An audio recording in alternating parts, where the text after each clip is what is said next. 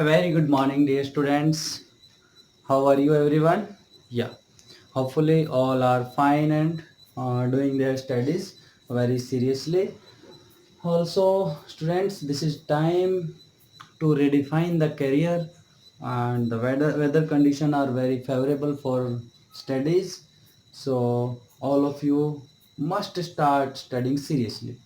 तो बेटा जी एक बार फिर से स्वागत आप सभी का हमारे चैनल इंसेप्शन एक आरंभ में। मेरा नाम है मनीष कुमार और आज हम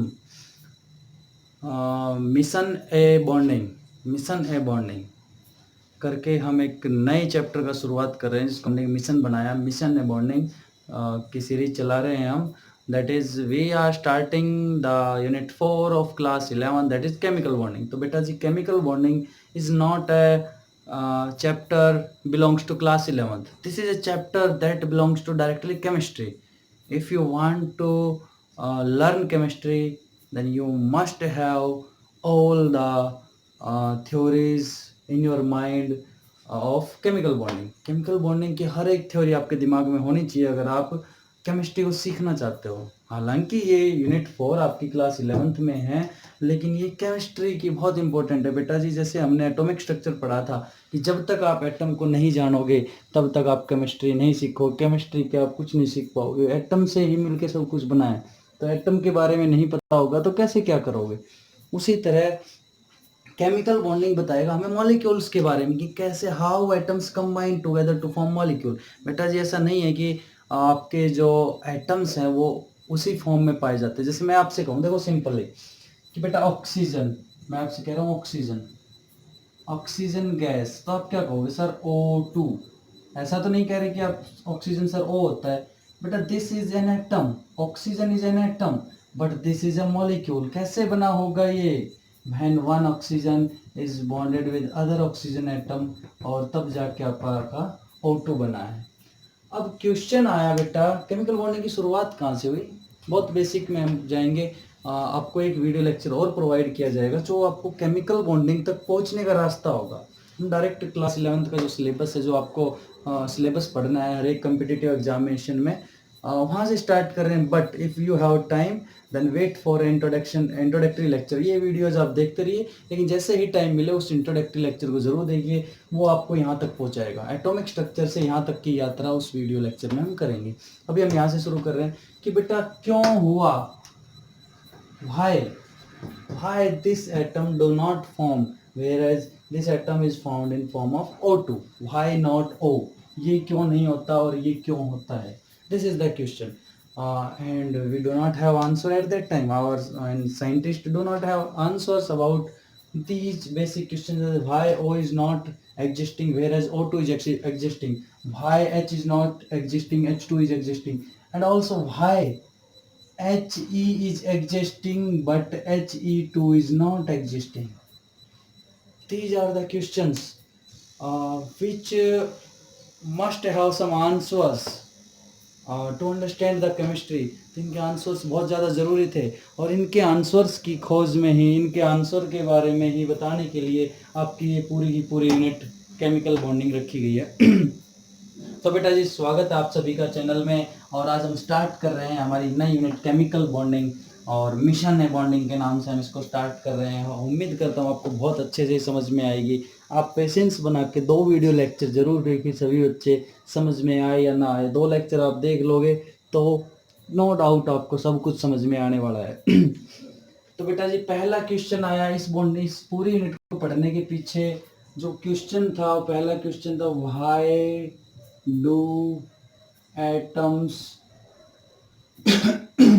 combine, why do atoms combine, ये एक क्वेश्चन था। एटम्स क्यों कंबाइन होते हैं, जो सबसे ज़्यादा ज़रूरी था, व्हाई डू एटम्स कंबाइन। और इस क्वेश्चन का आंसर देने के लिए हमारे पास केमिकल बॉन्डिंग आई। तो बेटा केमिकल बॉन्डिंग ने बताया कि भाई क्यों एटम्स कंबाइन करते हैं, क्यों एटम्स कंबाइन करते हैं। तो बेटा जो बहुत सारी थ्योरीज आई, मैं आपको बता देता हूँ। देखो लुईस कॉसेल थ्योरी आई, लुईस कॉसेल थ्योरी। यहाँ से आपको लुईस स्ट्रक्चर पढ़ने हैं, लुईस स्ट्रक्चर पढ़ेंगे। लैंगम्यूर ने आपके इसको लुईस कॉसेल को रिडिफाइन किया, लुईस थ्योरी यहाँ से आया कोवलेंट बॉन्ड का कॉन्सेप्ट। उसके बाद बेटा जी VBTI कौन आया, वैलेंस बॉन्ड थ्योरी। उसके बाद कौन आई, valence bond theory. Valence bond theory के दो पार्ट्स आए। वैलेंस बॉन्ड थ्योरी में हमारे पास एक ओवरलैपिंग थ्योरी आई। वैलेंस बॉन्ड थ्योरी में एक हमारे पास ओवरलैपिंग थ्योरी आई। सेकंड जो आया दैट विल बी हाइब्रिडाइजेशन, दूसरा हमारा हाइब्रिडाइजेशन आया। इससे भी सारी चीज़ें सॉल्व नहीं हुई। Then we have a theory valence and electron pair repulsion, VSEPR VSPR theory. उसके बाद भी कुछ समस्याएं जो रह गई उनको फिर आके आपकी MOT ने पूरा किया। तो बेटा जी बेसिकली हमने इस यूनिट में ये सारी चीज़ें पढ़नी हैं। उसके अलावा कुछ basic cheese types of bonds और ये सारी चीज़ें हम इसके बीच में मीनवाइल पढ़ेंगे। तो ये सारी की सारी थ्योरीज मिलके हमें बताएगी कि कैसे भाई कोई भी मॉलिक्यूल है वो एग्जिस्ट करता है, कोई मॉलिक्यूल्स बनते हैं, कोई नहीं बनते, कौन से एटम्स में कौन से बॉन्ड सिंगल होंगे, कौन से डबल बॉन्ड होंगे। ये सारी चीज़ें इन थ्योरीज की हेल्प से ही हमने पढ़नी है। तो एक बार सबसे पहली बात, आप लोग अगर लेक्चर देख रहे हो तो नोट्स जरूर बनिए। साथ साथ नोट्स का मतलब जो समझ में आ रहा है उसको हिंदी में लिख लो बेटा, कि समझने की है। समझ गए क्वेश्चन सोल्व करोगे, रटने का कुछ नहीं है। कॉन्सेप्ट समझो, क्वेश्चन सोल्व करो।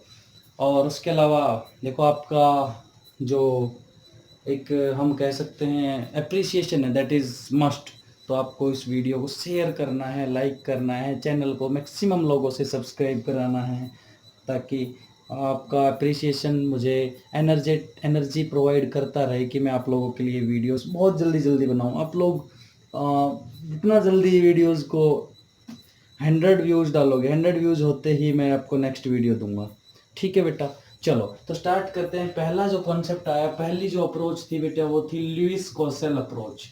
लुईस कौशल अप्रोच बेटा सबसे पहले लुईस कौशल ने कोशिश की एक्सप्लेन करने की कि क्यों आपके एटम्स कंबाइन करते हैं, क्यों आपके एटम्स कंबाइन करते हैं, क्यों वो एटम ना रह के मॉलिक्यूल बन जाते हैं। लुईस ने क्या कहा सिंपली उसने कहा कि atoms combine together to get stabilize, stability gain करने के लिए एटम कंबाइन करते हैं। स्टेबिलिटी इन द सेंस, उसने स्टेबिलिटी को डिफाइन किया कि बेटा हाइड्रोजन के केस में डुप्लेट पूरा करना चाहेंगे, अदर एटम्स के लिए ऑक्टेट पूरा करना चाहेंगे। हाइड्रोजन के केस में डुप्लेट, अदर के लिए ऑक्टेट। उसने कहा कि कोई भी एटम, हाइड्रोजन के केस में तो 2 और अदर के केस में 8, कि कोई भी एटम जिसके पास हाइड्रोजन को छोड़ के 8 इलेक्ट्रॉन अगर बाहर वाली शेल में नहीं है तो वो अपनी 8 इलेक्ट्रॉन पूरा करना चाहेगा। ऑक्टेट रूल इसको बोला गया, ऑक्टेट या डुप्लेट रूल। ऑक्टेट और इसके लिए क्या, डुप्लेट रूल। ठीक है कि भाई, और वो उससे क्या हो जाएगा, स्टेबल हो जाएगा, उसके सारे इलेक्ट्रॉन पेयर है वो फिल्ड हो जाएंगे और वो स्टेबल हो जाएगा। उसने कहा केवल और केवल, बेटा जी बात सुनना ध्यान से, बुक में पढ़ोगे कंफ्यूज हो जाओगे। उसने कहा, ये थ्योरी थी, इसने कहा लुईस स्ट्रक्चर वाली ने, कि केवल वो ही मॉलिक्यूल पॉसिबल होंगे जिनमें हाइड्रोजन का तो डुप्लेट और हाइड्रोजन के अलावा अदर एटम्स का ऑक्टेट पूरा हो रहा होगा। इसके अलावा मॉलिक्यूल्स स्टेबल होंगे ही नहीं, मॉलिक्यूल्स बनेंगे ही नहीं। और उस टाइम तक जितने भी मॉलिक्यूल्स थे उन सबको उसने बारी बारी क्या किया, एक्सप्लेन किया। बारी बारी क्या कर दिया, एक्सप्लेन किया। उसने बता दिया भाई Cl2 क्यों बनता है। उसने कहा देखो Cl2 में जो बाहर है 7 इलेक्ट्रॉन होते हैं, ऐसे ही इस Cl2 के पास भी 7 इलेक्ट्रॉन। ये क्या करेंगे, अपना एक एक इलेक्ट्रॉन शेयर करेंगे, और शेयर करेंगे तो बेटा ऐसे आपको देखो नोट करना है। देखो ये 7 इलेक्ट्रॉन है क्लोरीन में बाहर, ठीक है।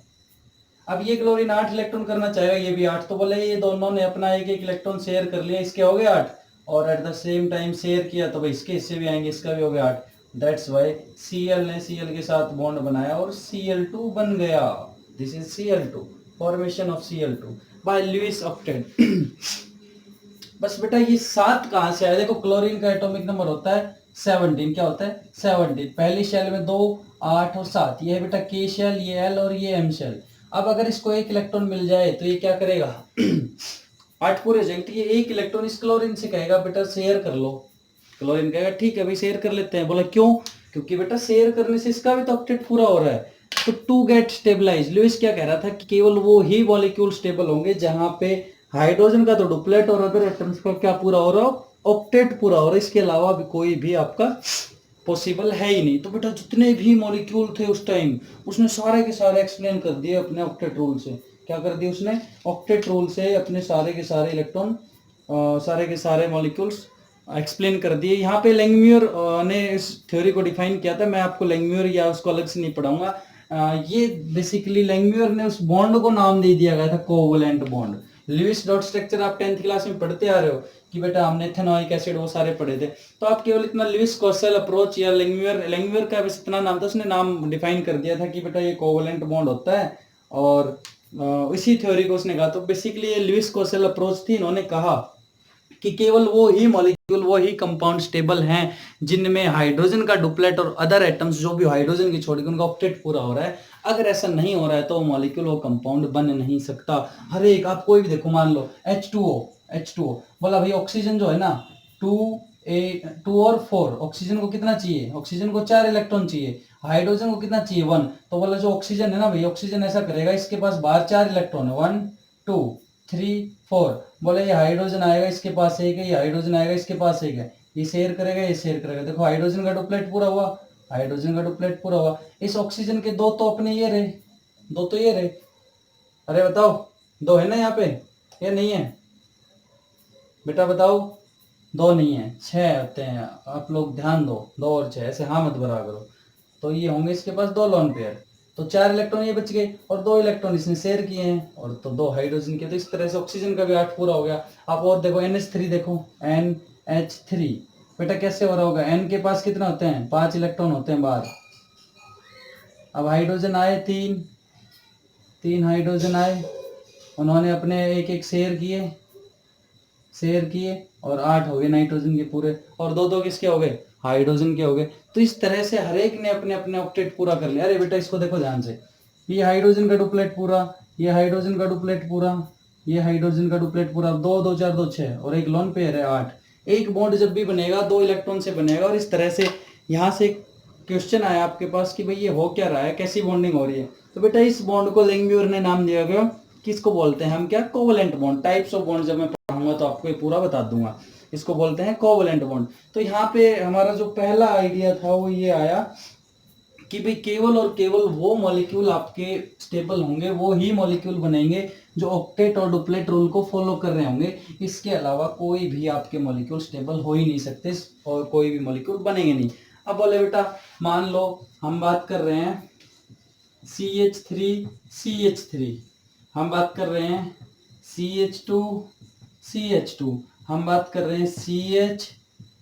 तो देखो कैसे बन रहे होंगे यहाँ ऑक्टेट पूरे कैसे हो रहे होंगे, ध्यान से देखना। मैं बहुत सारे कंपाउंड्स करा दूं बेटा। इस कार्बन को लो, इसके पास कितने इलेक्ट्रॉन? 4 इलेक्ट्रॉन। इस कार्बन के पास 4 इलेक्ट्रॉन। ऐसे बनाने आप साथ साथ बनाने की कोशिश करो। इसके पास भी कितने हैं? 4 इलेक्ट्रॉन। 3 हाइड्रोजन लग रहे हैं बेटा। एक हाइड्रोजन आया, दूसरा हाइड्रोजन आया, तीसरा हाइड्रोजन आया, यहाँ भी एक हाइड्रोजन, 2 हाइड्रोजन, 3 हाइड्रोजन। बोले भाई कार्बन के साथ बॉन्ड बनाओ। तीनों हाइड्रोजन ने बॉन्ड बना लिए, तीनों ने इधर बना लिए। देखो इसका डुप्लेट पूरा, डुप्लेट पूरा, डुप्लेट पूरा, डुप्लेट डुप्लेट डुप्लेट। अब ये कार्बन बोला भाई ये ले हम भी बना लेते हैं आपस में, एक बॉन्ड यहाँ बन गया। अब बेटा इस कार्बन को देखो ध्यान से, कितने बॉन्ड बनाए? 1 2 3 4, 4 बॉन्ड बनाए ना। तो बोलो आप इसका ऑक्टेट पूरा हुआ या नहीं? हो गया। इसका भी कितना हो गया? 4 बॉन्ड। तो इसका भी क्या हो गया? ऑक्टेट पूरा। देखो 1 2 3 4। तो इस तरह से बोला कि भाई जो इस तरह से शेयर करके इलेक्ट्रॉन, एक एक इलेक्ट्रॉन शेयर करके बॉन्ड बनाएंगे और स्टेबल हो जाएंगे। स्टेबल होने का मतलब क्या है कि अपना ऑक्टेट पूरा कर लेंगे, अपना डुप्लेट पूरा कर लेंगे। तो इस बॉन्ड को या इस टाइप के बॉन्ड को जहां एक एक इलेक्ट्रॉन शेयर हो रहे हैं, इनको बोलते हैं सिंगल बॉन्ड। क्या बोलते हैं? Single bond. और दूसरा नाम होता है इनका covalent single bond. In bond को नाम दे दिया गया था कोवेलेंट। अब बोला भाई ये कैसे बन रहा होगा? बोला ये ऐसे बन रहा होगा भाई, कार्बन के पास क्या है? कार्बन के पास क्या है बेटा? कार्बन के पास 4 वैलेंस इलेक्ट्रॉन है। बोला ये रहे 1 2 3 4। बोला 2 हाइड्रोजन आए, ये लो ये आ गया, एक ये आ गया। बोला इसने अपना डुप्लेट किया, इसने अपना डुप्लेट किया। यहाँ भी 2 हाइड्रोजन आए, यहाँ भी 2 हाइड्रोजन आए, ये देखो इसने डुप्लेट किया, डुप्लेट किया। अब बोले भाई बाकी, बोला इसके पास भी 2 खाली बच गए, इसके पास भी 2 खाली बच गए। तो बोले ये दोनों आपस में 2 इलेक्ट्रॉन शेयर कर लेंगे और इस तरह से जो बॉन्ड बनेगा बेटा उस बॉन्ड को बोलेंगे क्या, डबल बॉन्ड। उस बॉन्ड को क्या बोलेंगे, डबल बॉन्ड। और डबल बॉन्ड में बेटा एक सिग्मा बॉन्ड होता है और एक पाई बॉन्ड। देखो मैं लिख देता हूँ, बाद में बताऊंगा। इसमें क्या होता है, one sigma bond. Single bond अगर होता है तो उसमें क्या होता है, वन सिग्मा बॉन्ड। सिंगल में वन सिग्मा बॉन्ड होता है बेटा, ये सिग्मा है, ये दिस इज सिग्मा। और डबल बॉन्ड में एक क्या होता है, सिग्मा बॉन्ड, एक होता है पाई बॉन्ड। पढ़ेंगे सिग्मा क्या होता है, पाई क्या होता है। बोला भाई ये मॉलिक्यूल कैसे बनाओगे, इसकी स्टेबिलिटी कैसे बताओगे। बोला ऐसे बताएंगे कि कार्बन के पास 4 होते हैं भाई, ये 4, ये 4। हाइड्रोजन के पास एक होता है, ये आया डुप्लेट पूरा।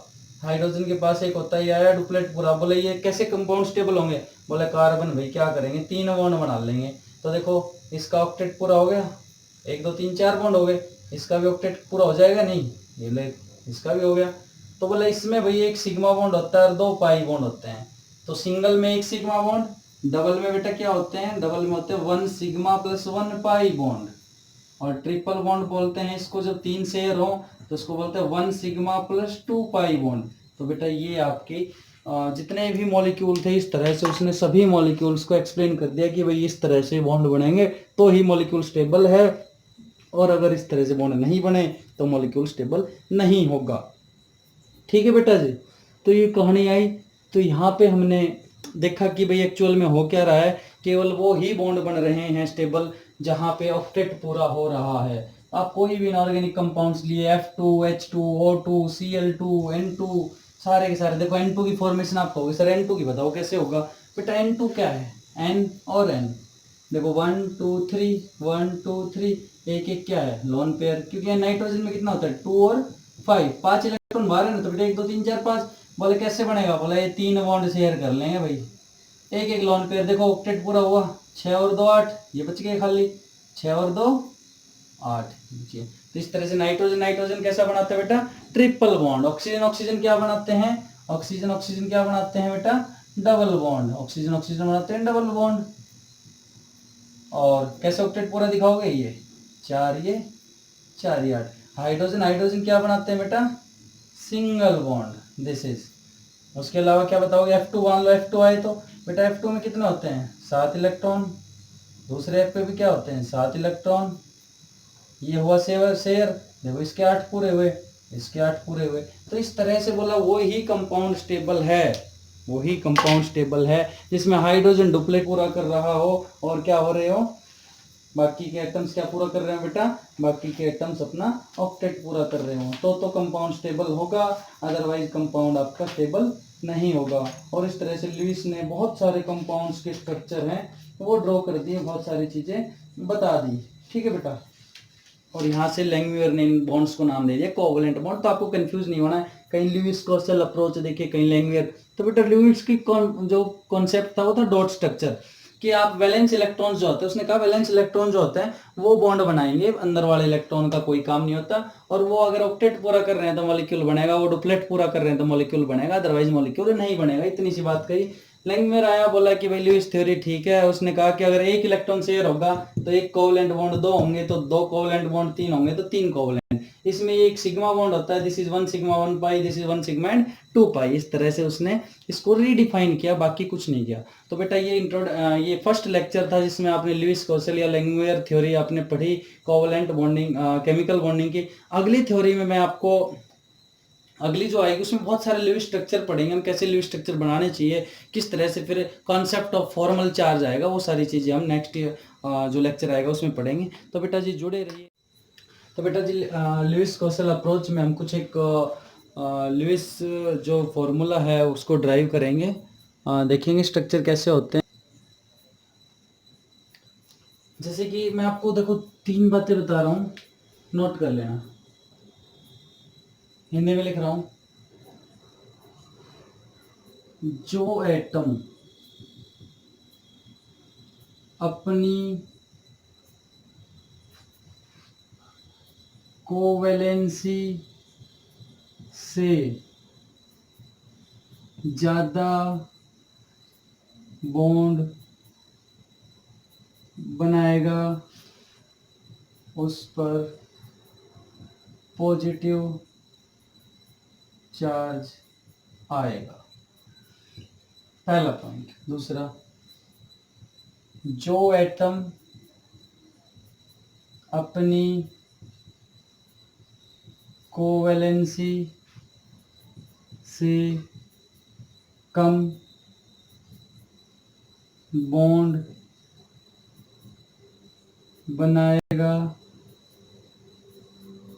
उस पर नेगेटिव चार्ज आएगा। तीसरी बात, ऑक्सीजन अगर दो बॉन्ड बनाएगा तो उस पर दो लोन पेयर होंगे। अगर ऑक्सीजन 3 बॉन्ड बनाएगा तो उस पर एक lone pair and 1 positive and 1 positive charge आएगा। एंड फिफ्थ पॉइंट, अगर ऑक्सीजन एक बॉन्ड बनाए तो उस पर 1 negative charge and 3 lone pair आएंगे। बेटा जी पढ़ो एक बार सभी, होपफुली सभी को दिखाई दे। हिंदी में इसलिए लिखा है कि इम्पोर्टेंट चीज़ है, अभी जो स्ट्रक्चर पढ़ेंगे ना वहाँ पे काम आएंगे। बेटा जी 3 बातें बता रहा हूँ जो इसमें आपने शायद नहीं पता हो। एक तो जो बॉन्ड बनते हैं ना बेटा, बॉन्ड बनने में जो इलेक्ट्रॉन्स इन्वॉल्व है, इलेक्ट्रॉन्स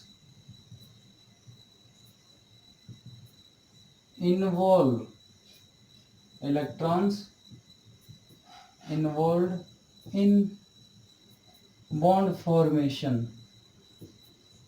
उनको बोलते हैं बॉन्ड पेयर, उनको बोलते हैं बॉन्ड पेयर। और बेटा जो इलेक्ट्रॉन्स बाहर वाली शेल में तो है लेकिन बॉन्ड बनाने में इन्वॉल्व नहीं हुए उनको बोलते हैं लोन पेयर। मैं एग्जांपल देता हूँ, देखो देखो NH3 कैसे बना? नाइट्रोजन के बाद बेटा है 2 और 5 बार। अब नाइट्रोजन ने ऐसे किया कि भाई एक ये बच गया और एक हाइड्रोजन से एक हाइड्रोजन से एक हाइड्रोजन से, देखो ऑक्टेट पूरा हो रहा है, 2 4 6 और 2 8। अब ये 2 इलेक्ट्रॉन बॉन्ड बना नहीं रहे, केवल इसके पास प्रेजेंट ऑक्टेट पूरा कर रहे हैं, तो इनको बोलेंगे हम लोन पेयर। एक क्या है नाइट्रोजन के पास लोन पेयर अमोनिया में, और ये 3 क्या है बेटा, ये बॉन्ड पेयर, क्योंकि ये डायरेक्ट बॉन्ड बन रहे हैं। एक आपकी शेल में खाली पड़ा हुआ है। और याद रखना कभी भी एक इलेक्ट्रॉन कभी नहीं बचता। एक इलेक्ट्रॉन का मतलब रेडिकल, अगर बॉन्डिंग हो रही है तो आपको केवल इवन नंबर ऑफ इलेक्ट्रॉन्स बचेंगे, दैट इज पेयर में बचेंगे इलेक्ट्रॉन, जिनको हम लोन पेयर कहेंगे। ऐसा कभी नहीं होगा कि NH4 करके एक इलेक्ट्रॉन बना लेगा, फिर बेटा चार्ज चेंज हो जाएगा। कभी भी सिंगल इलेक्ट्रॉन नहीं बचेगा मॉलिक्यूल के पास, चार्ज बचेगा या तो या पेयर में बचेंगे, ठीक है, याद रखना। तो बोला कि भाई जो भी एटम अपनी कोवैलेंसी से ज्यादा बॉन्ड बनाए, इसकी कोवैलेंसी पूछे, नाइट्रोजन की कोवैलेंसी कितनी है, तो बेटा 4 होती है, बाद में बताएंगे क्यों होती है। आपसे कार्बन की पूछे, बेटा कार्बन की 4 होती है। क्यों? देखो कार्बन 2 और 4, इसके बाहर 4 इलेक्ट्रॉन है, तो ये मैक्सिमम 4 बॉन्ड बना सकता है। तो अब अगर ये 4 बॉन्ड बना रहा है तो कोई दिक्कत नहीं है, कोई चार्ज नहीं आएगा, जीरो चार्ज।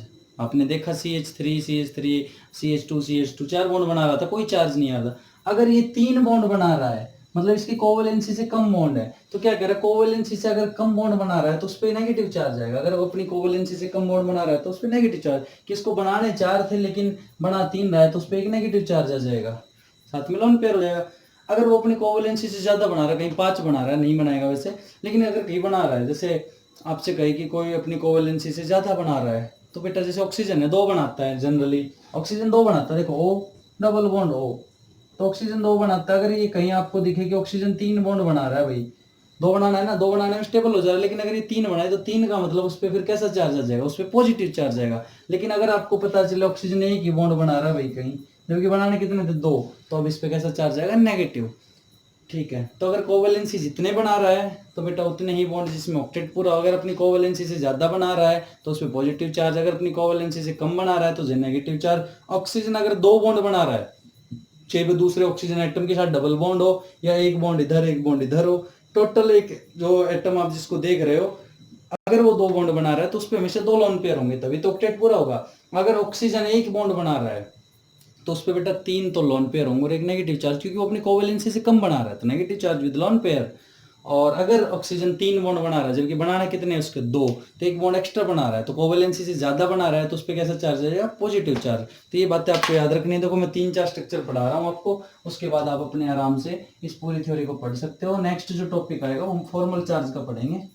तो देखो बेटा, आपसे जो सिंपलेस्ट एग्जांपल आप अगर क्लास में भी पढ़े हो तो CO3 नेगेटिव कार्बोनेट आयन का स्ट्रक्चर आपसे बनवाया जाता है। किसका बनवाया जाता है, CO3 नेगेटिव। देखो आपसे कहे बेटा बनाओ CO3 नेगेटिव, तो देखो क्या करोगे, सबसे पहले सेंट्रल एटम ढूंढो। बेटा सेंट्रल एटम इस पूरी यूनिट में कहीं भी वर्ड आए तो सेंट्रल का एटम का आप ये समझ लो, मोटे तौर पे अगर सिंपल डेफिनेशन की, जो एटम कम है भाई, कि मान लो एक आदमी है A टाइप का और 3 B टाइप के हैं, तो ये तीनों भी तो एक जैसे हैं, इनके लिए यही तो सेंट्रल है, ये आपस में तो क्या ही बनेंगे, अपने आप को तो ये जानते हैं, लेकिन जानना किसको चाहेंगे, ए को। तो जो कम होंगे उनको हम सेंट्रल एटम कहेंगे। तो बेटा सबसे पहले सेंट्रल एटम को लिख लो। कौन है सेंट्रल एटम, कार्बन।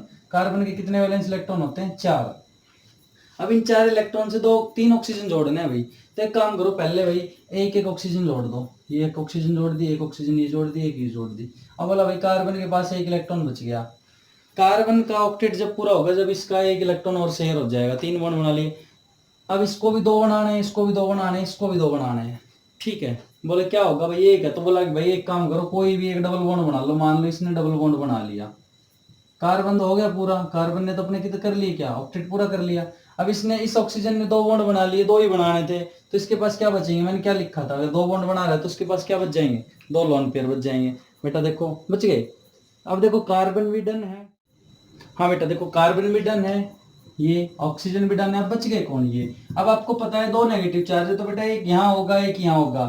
अब नेगेटिव चार्ज भी हो गए। अब देखो ये सिंगल बॉन्ड बना रहा है, तो नेगेटिव चार्ज आप ऐसे भी समझ सकते हो कि बेटा ये अपनी कोवेलेंसी से कम बॉन्ड बना रहे हैं, तो नेगेटिव चार्ज होगा। और लोन पेयर कितने आएंगे, याद रखने आपको 3, 1 2 3। बहुत बार आप कंफ्यूज हो जाओगे, जब 20-30 कंपाउंड्स प्रैक्टिस कर लोगे तो नेगेटिव चार्ज का मामला समझ में आ जाएगा। तब तक नहीं होता, तब तक याद रख लो।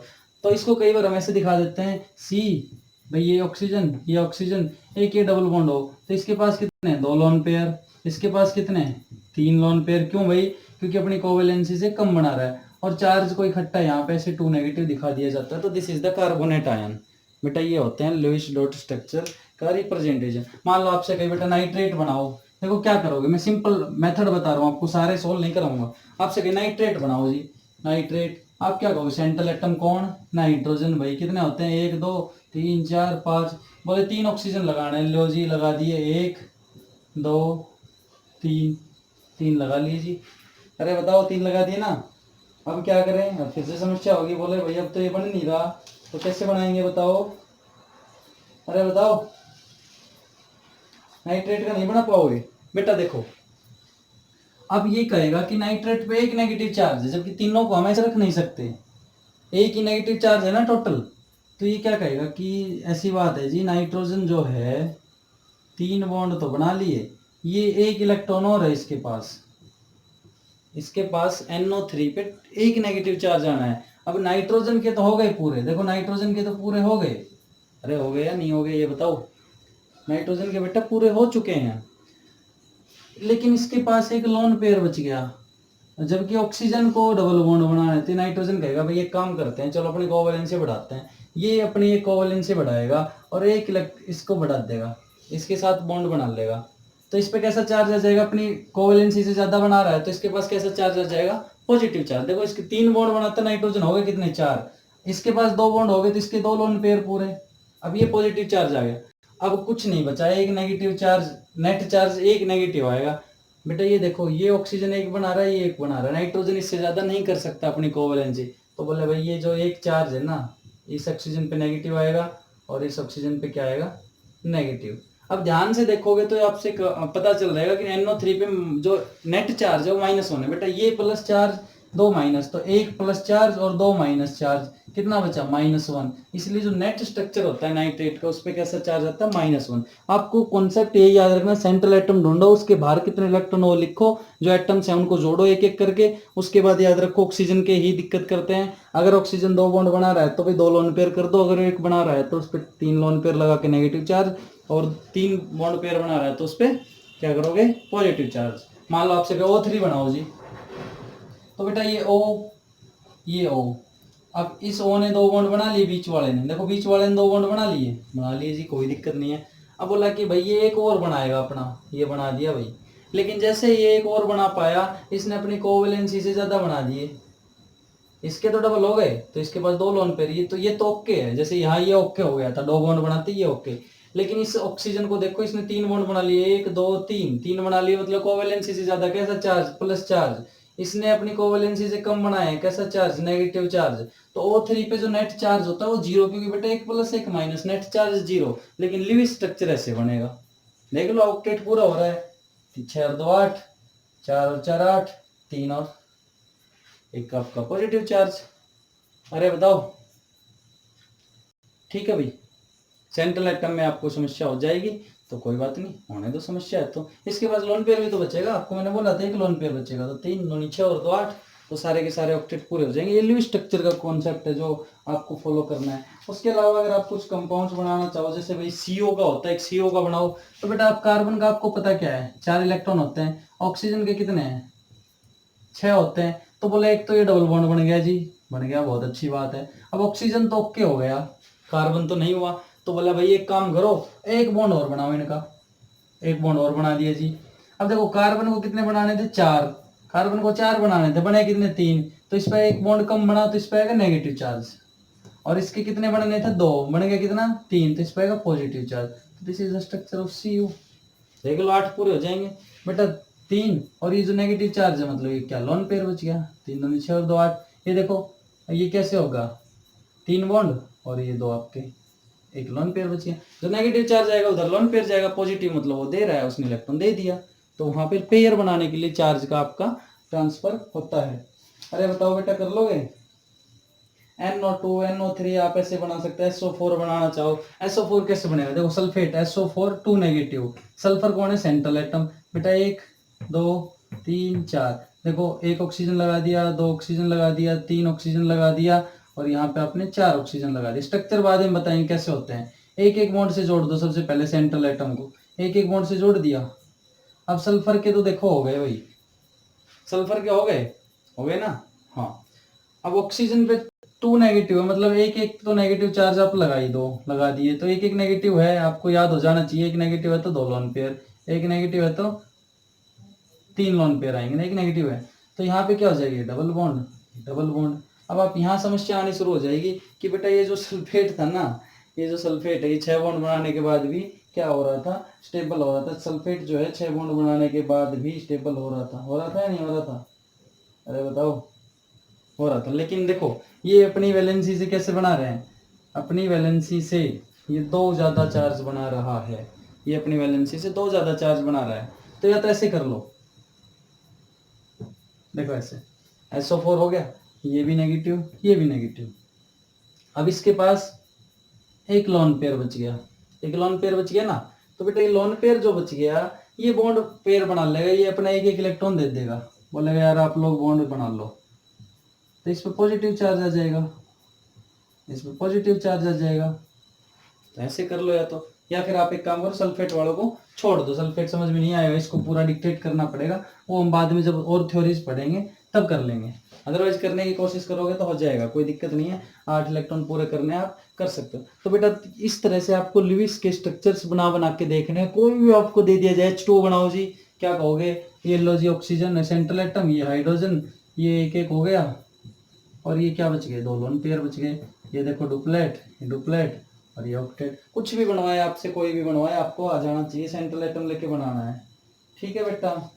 अरे कर लोगे, चलो तो अगला जो टॉपिक आएगा हमारा वो आएगा फॉर्मल चार्ज, और उसी में हम पढ़ेंगे limitations of the octet rule. तो बेटा जी आपने ये लेक्चर देखा, अच्छा लगा, आप इस वीडियो को शेयर कीजिए, आप इस वीडियो को लाइक कीजिए, मैक्सिमम लोगों तक पहुंचाइए। और केमिकल बॉन्डिंग आपको बहुत अच्छे से सीखना है, आपको जुड़े रहना, आपको देखते रहना। ओके बेटा, thank you, bye bye and have a nice day. Thank you.